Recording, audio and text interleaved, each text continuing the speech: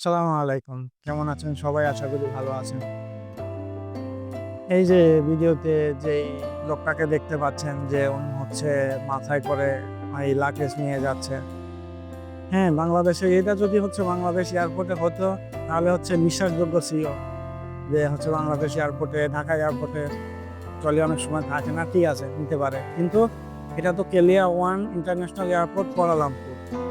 কুয়ালালামপুরের মতো একটা এত উন্নত মানের আধুনিক এয়ারপোর্টে ট্রলি নাই, এটা আসলে কেউ বিশ্বাস করবে না, বিশ্বাসযোগ্য না।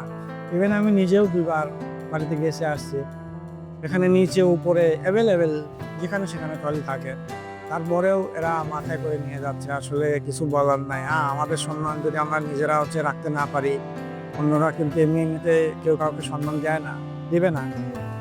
আর আমি আসলে ব্যক্তিগতভাবে মনে করি যে তাকে হচ্ছে কমন সেন্স কম বা হচ্ছে অক্ষর জ্ঞান নাই।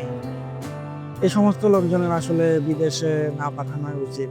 কারণ হচ্ছে এরকম ২-১ জন মানুষের কারণে আমরা আরো যারা বিদেশে কর্মরত অবস্থায় আছি তারা আসলে খুবই লজ্জিত বোধ করি।